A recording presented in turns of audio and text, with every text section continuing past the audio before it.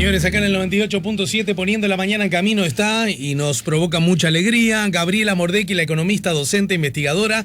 Buen día y bienvenida, Gabriela. Buenos días, ¿qué tal? ¿Cómo están? Muy bien, ayer comentábamos que fuiste tapa de diario en justamente La Diaria, bajo el título Discutido. Hernán Bonilla del Ministerio de Economía, Aldo Lema de Viction Consultores y Gabriela Mordecki del Instituto de Economía participaron en una mesa redonda sobre presupuesto. Los oyentes de La Mañana en Camino no solo te conocen bien a ti, Gabriela, sino también a Aldo Lema, que nos ha visitado y ha participado en este programa en múltiples oportunidades. Y el título de la nota en el cuerpo del diario subraya presupuesto. Mordecki dijo que incluye proyecciones inconsistentes y Lema espera un contexto mundial más favorable. Los economistas analizaron y debatieron sobre los números del presupuesto que presentó el gobierno y justamente viene casi ideal porque el último encuentro vos nos habías contado de qué hablamos cuando hablamos de presupuesto, ¿verdad? Pero de este en particular todavía no habíamos empezado a abordarlo, ¿no es cierto?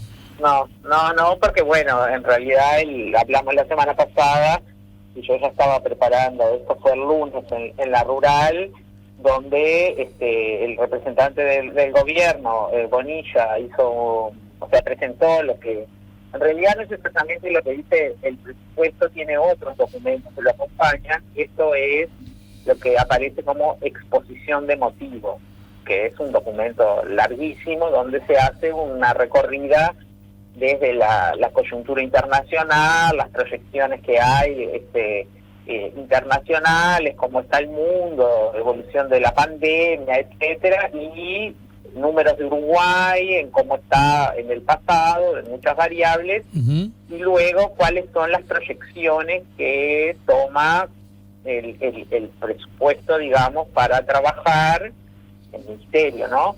Y en base a lo cual, además, se elabora ya, ¿no?, lo que fue aprobado en la ley de urgente consideración, que es una propuesta para el presupuesto y para estableciendo lo que se llama una regla fiscal. O sea que es un documento bastante complejo y que tiene además algunas partes ¿no?, donde muestran metodologías y cosas que son complejas y no para digamos, de divulgación general. Entiendo. Pero sí, aquí entonces lo que yo comenté y digamos el ejercicio que hice fue tomar las proyecciones oficiales que incorpora el presupuesto, intentar con ellas proyectar algunas otras variables que no se presentan aquí y que están como en la base del comportamiento, digamos, de la economía, ¿no? Porque la economía funciona como algo integral, ¿no? Entonces, si vos ponés unas variables, bueno, esas impactan en otras.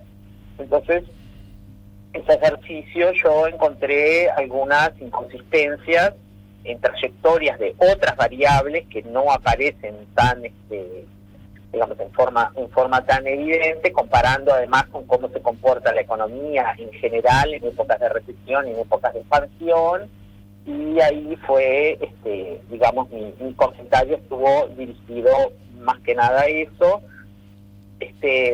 a lo cual también se combina con esta cuestión que ha aparecido en muchos medios, ¿no?, de que además se trata de proyecciones como muy optimistas, y hacia allí iba el comentario en realidad de Lema, ¿no?, que tú mencionaste. Él incluso decía, bueno, capaz que el mundo nos sorprende y todavía va mejor o sea, el escenario internacional es todavía mejor de lo que aquí está recogiendo, ¿no? Porque, bueno, por supuesto, ¿no? El futuro es tan incierto. Sí, claro.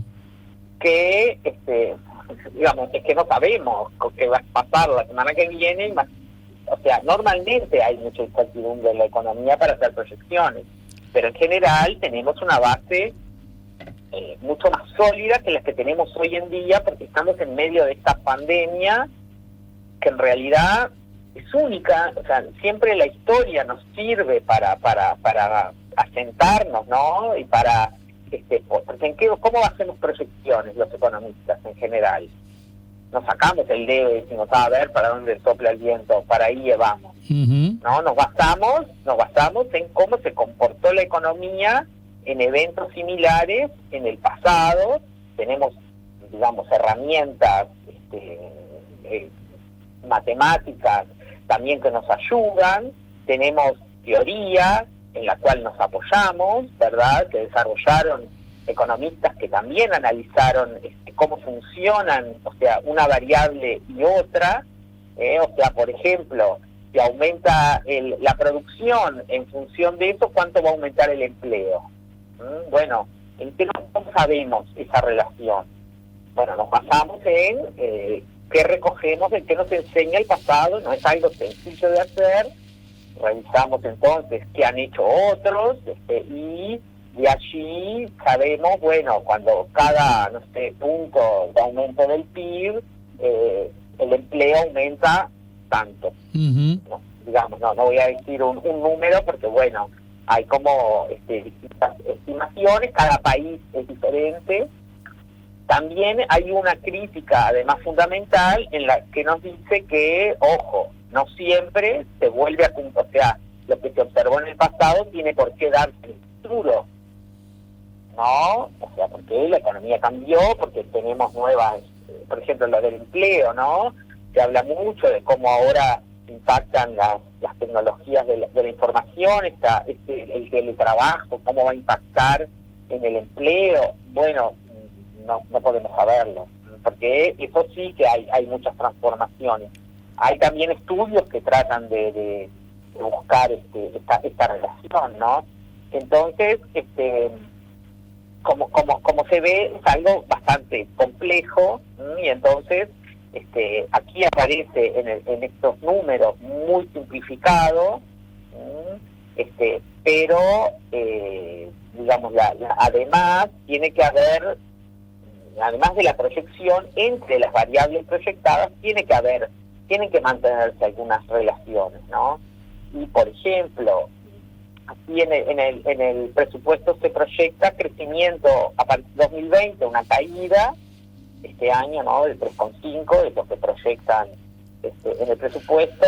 No sé, proyecciones muestran las de otros también, por ejemplo la CEPAL proyecta una caída del 5%.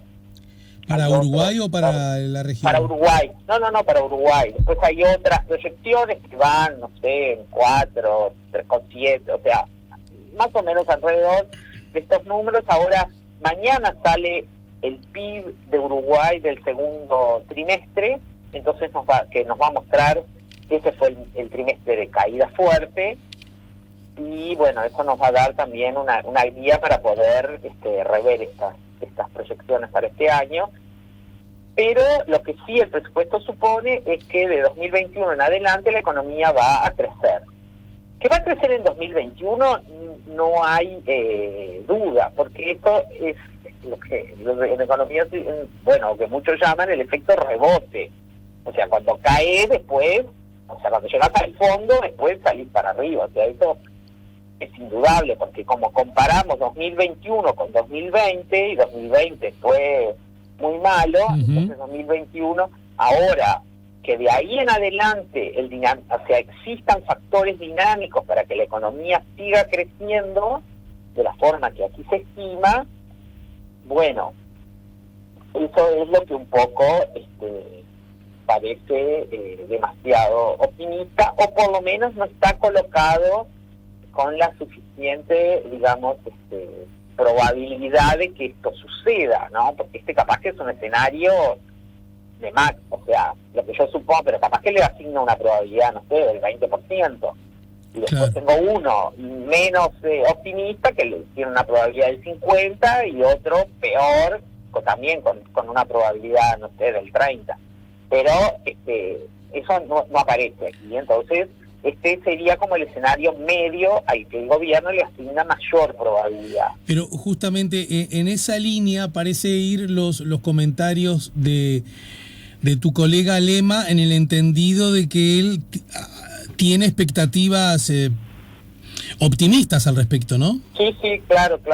Por eso Él incluso decía que el mundo nos puede sorprender, o sea, hay algunos de los factores que son ciertos, o sea, el mundo, las tasas de interés están muy bajas en el mundo, y eso es una oportunidad para Uruguay, para todos los países que se tienen que endeudar en este momento. ¿Por qué? Bueno, porque pueden los que tienen, como Uruguay, posibilidad de colocar títulos, los van a hacer, ya lo hizo Uruguay, ¿no? Y otros países también, a tasas muy bajas. Entonces eso es una oportunidad. O sea, para que lo entienda todo el mundo, implicaría endeudarse en condiciones no tan desfavorables. Claro, exactamente. En condiciones favorables, inclusive capaz que es una oportunidad que muchas veces los países lo hacen para cambiar deuda, que Uruguay también hizo eso, o sea, con la nueva emisión que hizo ahora, hace un mes, 2 meses, parte de eso es para digamos, financiar nuevo gasto, pero parte es para cambiar deuda más vieja que estaba a tasas mayores. Entonces el gobierno lo que hace es tomar ese dinero de la nueva colocación y pagar los títulos que estaban a tasas mayores, porque bueno, estamos en un escenario más conveniente. Claro, eso es favorecido por, decías recién, por las tasas de interés que están siendo muy bajas. Las tasas, claro, o sea, la política monetaria, digamos, de los países desarrollados, Estados Unidos, Europa, ha hecho que las tasas de interés caigan a cero. O sea, la tasa, digamos, de los títulos de Estados Unidos de 6 meses, sobre la cual digamos, después aparecen las otras tasas de títulos a más largo plazo, pero están muy, muy bajas. Y Uruguay además tiene que pagar un spread o un riesgo país, ¿no? Una tasa adicional por ser, que está también en un nivel muy bajo. Uruguay está muy bien en eso. Sí. Entonces la tasa global que tiene que pagar es realmente en relación a la historia muy baja, y por lo tanto es conveniente. Por eso decía, no solo endeudarse, sino inclusive cambiar deuda que uno ya tenía. O sea, ese es un factor positivo. Eso que tú contás me queda más o menos claro desde la perspectiva, digamos, de la deuda, pero ¿esto cómo incidiría en el crecimiento económico? Bueno, en el crecimiento podría incidir si el gobierno dispone de más recursos para, por ejemplo, nuevas inversiones, o para apoyar crédito a las empresas, o sea, para dinamizar la economía. Pero ahí estaríamos en un escenario donde el gobierno, es decir, el Estado, juega un rol importante en esa dinámica, ¿no? Exactamente. Ahí es donde también, para mí, el razonamiento que están llevando adelante tiene fallas, porque justamente te propone un presupuesto con casi nada de aumento de gasto, donde lo que se dice es se va a apoyar a la inversión privada, disminuyendo el costo del Estado, digamos, dejando libre la libertad para que los inversores aparezcan y inviertan. Y no hay también hay modificaciones en algunas leyes que dan beneficios a los inversores. O sea, se modificó ya, por ejemplo, para la construcción, ¿no? La ley de vivienda promovida. Luego también hay cambios en la ley de inversiones, y hay otras que están estudiando nuevas, ¿no? Cuestiones que eso es, o sea, no es gasto, pero es renuncia de ingresos, ¿no? O sea, en definitiva, es un apoyo del Estado digamos, al empresario privado que quiera invertir. Sin embargo, también yo quería señalar como otra cuestión importante que aquí se plantea, que es, o sea, más allá de las inversiones, desde dónde va a venir el dinamismo que haga crecer a la economía como aquí se está colocando.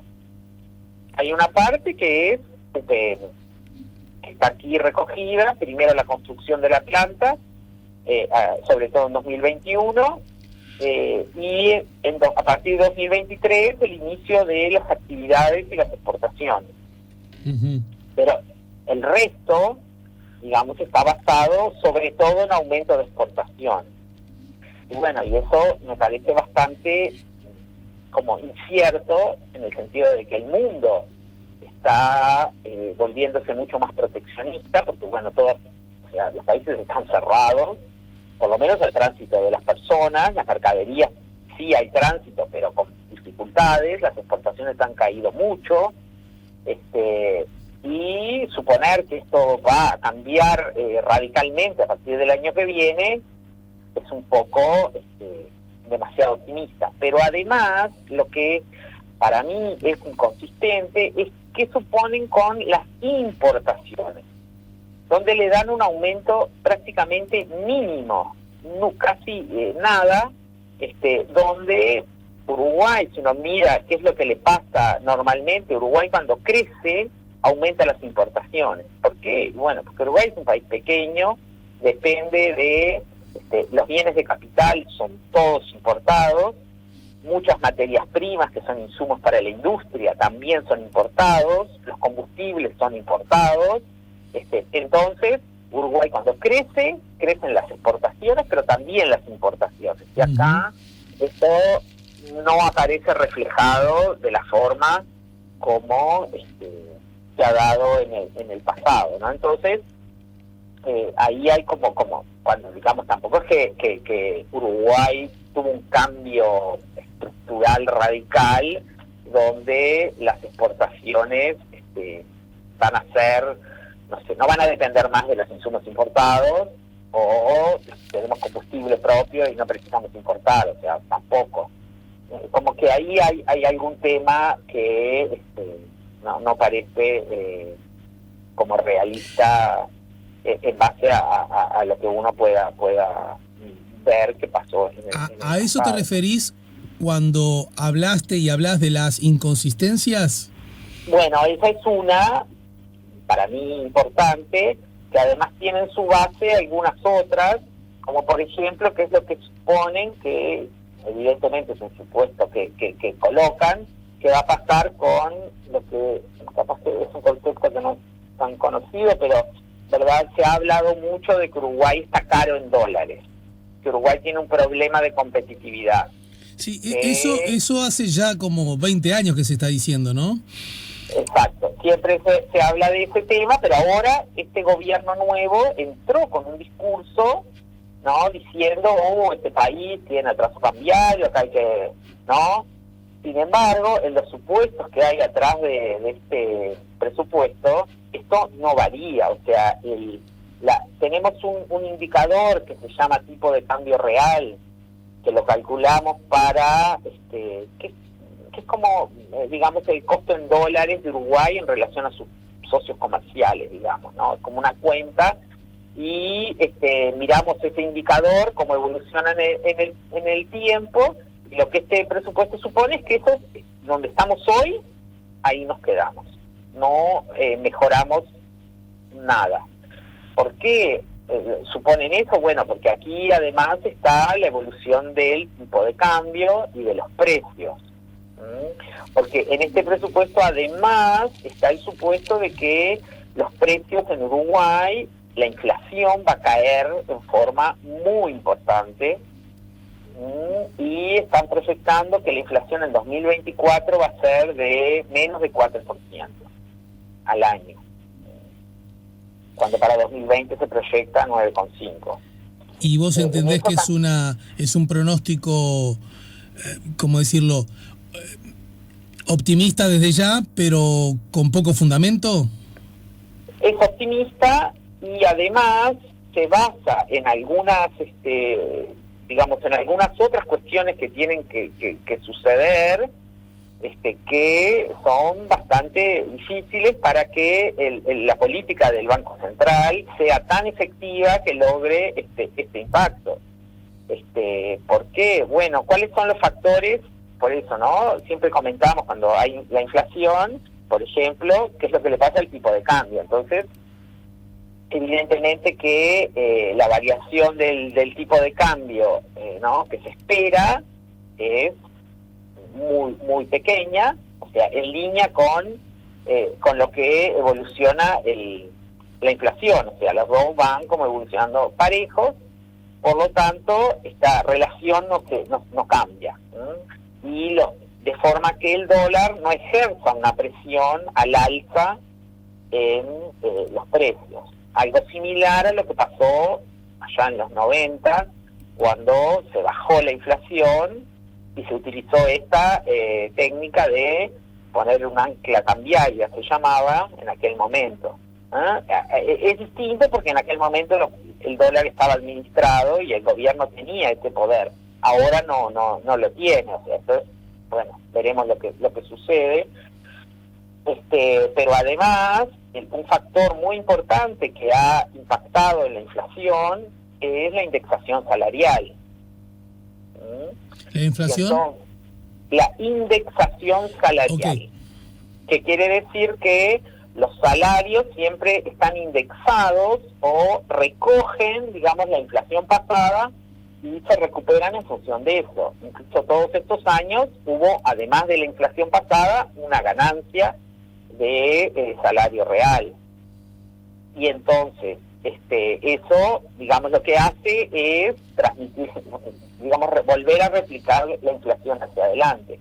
Entonces, lo que va a suceder este año y el año que viene es que se rompe esa indexación, ¿verdad?, debido a la crisis que estamos atravesando. Eso es lo que aparece en los consejos de salarios, las pautas que aparecen también para los salarios públicos, lo que además impacta todo en las pasividades, hace que en el mejor de los escenarios los salarios y pasividades caigan en 2020 y 2021 y dejen de caer o se mantengan en los años siguientes, y bueno, la posibilidad de recuperación aparece bastante difícil de que se dé. Entonces, ese factor también está aquí recogido en el impacto que pueda tener en la baja de la inflación, pero bueno, eso depende de que esto realmente se concrete, ¿no? Y además, sí. No, además hay otro factor, que no quiero dejar de mencionarlo, que es la fuerte dolarización de la economía uruguaya. O sea, todo esto que estoy contando solo sirve para la parte de transacciones en pesos, pero en realidad la economía uruguaya, las transacciones más importantes son todas en dólares. Por lo tanto, todo esto que pase, o sea, esto no los afecta, y los precios en dólares sí impactan en la inflación, y sobre esa parte el Banco Central no tiene ningún dominio, ¿no? Perdón, sí, decime. No, que en todo caso, si tuviéramos que definir algunas características según tu mirada, se podría decir que este es un presupuesto optimista, es decir, un presupuesto que se arma a propósito de especulaciones o de proyecciones, algo optimista además para vos, que en todo caso con cierto voluntarismo y poca consistencia en esperar esos buenos guarismos. Sí, creo que en parte, o sea, es muy voluntarista, o sea, es un ejercicio, o sea, el ejercicio que se hace para lograr además estas proyecciones, que lo que le importa más al gobierno también es la fuerte caída que proyectan del déficit fiscal, porque el gasto, o sea, el déficit, ¿qué es? Hablamos muchas veces de esto, ¿no? O sea, es lo que gasta el gobierno menos lo que ingresa. No, al revés, perdón. Lo que ingresa menos lo que gasta, ¿no? Entonces da negativo porque gastamos más de lo que nos ingresa. Este año los ingresos van a caer y los gastos aumentan, entonces el déficit aumenta.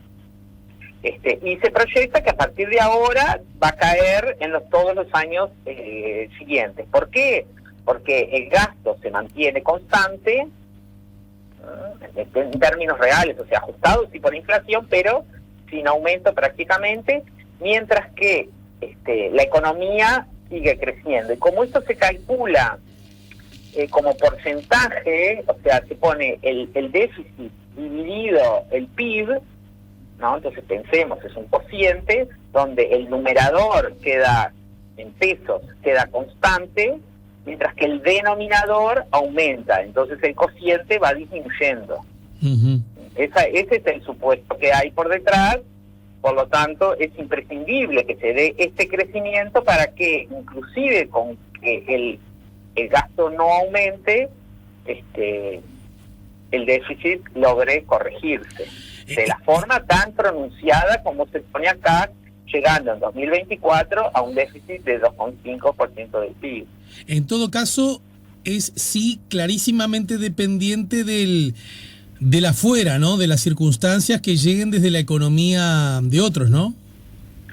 Depende de lo que suceda con la economía de afuera, pero también de lo que suceda aquí dentro, porque en realidad, si uno mira el peso que tienen las exportaciones en el PIB, no son el determinante principal. La evolución depende mucho también del consumo interno. El consumo del gobierno es cierto que pesa muy poco, esto no va a aumentar, ese factor no va a ser dinámico. El consumo de las familias, bueno, se va a ver complicado porque cae el empleo fuertemente, más allá de que se va a recuperar, pero igual es menor o sea, va a llegar al mismo nivel donde estábamos antes prácticamente en los últimos años del presupuesto, o sea, tenemos menos cantidad de personas empleadas y caída en los salarios reales. Entonces el consumo interno se va a ver resentido por este factor. No solamente este año, ¿no?, que va a caer muy fuerte, sino va a tener debilidad para empujar el crecimiento hacia adelante. El gobierno lo que plantea es que ellos confían en los inversores, en que vengan inversiones que, atraídas por el buen desempeño que tuvo Uruguay durante la pandemia, las condiciones favorables de institucionalidad firme, la democracia, la transparencia, digamos, todos estos factores que Uruguay tiene indicadores muy buenos y que en función de eso va a dinamizar la economía. Pero bueno, están haciendo una apuesta en algo que en realidad no hay ninguna certeza, porque tampoco el mundo está, el mundo también está esperando a ver qué pasa o sea, si viene una nueva ola de cierre de economía, porque tenemos una nueva ola. Acá, ¿sabés con qué me quedo? Con esta reflexión tuya la ato a lo que nos contabas la semana pasada acerca de que Uruguay es una rara avis que presenta un presupuesto quinquenal, ¿no es cierto? Digo, si Uruguay, como la mayoría de los países, se viese obligado a presentar un presupuesto anual, de pronto no tendría que especular tanto acerca de lo que puede venir, que resulta tan lábil, tan frágil, tan inconsistente, más allá de las voluntades, y mucho más en escenarios con tanta incertidumbre, ¿no? Sí, bueno, ese es un punto, ¿no? Pero igualmente el gobierno, digamos, que se establece, tiene que tener capaz que no un programa tan detallado, pero sí una guía, digamos, de por dónde va a ir. Lo que tiene que acá lo tenemos muy explicitado, capaz que demasiado, pero bueno, es lo que nos dicta nuestra Constitución, ¿no? Todos los gobiernos lo han hecho, así que esa es un poco la cuestión. Pero bueno, habrá que esperar a ver qué tránsito tiene esto, porque esto va por el Parlamento. Si hay modificaciones, parecería que sí, que podrían haber algunas, no a estos números, pero sí al presupuesto, entonces eso también lo va a afectar. Y bueno, como decía, tenemos que esperar a ver qué pasa con el PIB, que vamos a tener nuevos números ahora, y además en octubre va a salir una nueva estimación de todo el PIB con un cambio de base, un cambio de metodología, que también nos va a mostrar el Uruguay más actual, porque la base que tenemos es de 2005, que es un Uruguay que ya no es el mismo, ¿no? Entonces, eso también, bueno, siempre nos aporta nuevos elementos para para verlo. Así bueno, que, Gabriela, si te parece bien, la dejamos por aquí hoy y nos reencontramos Dale. la semana entrante, ¿sí? Perfecto. Bueno, que tengan un buen día todos. Te mando un beso grande y muchas gracias. Gabriela Mordecki, la economista e investigadora, nos ayudó a poner la mañana en camino. Ya volvemos con La Mañana en Camino.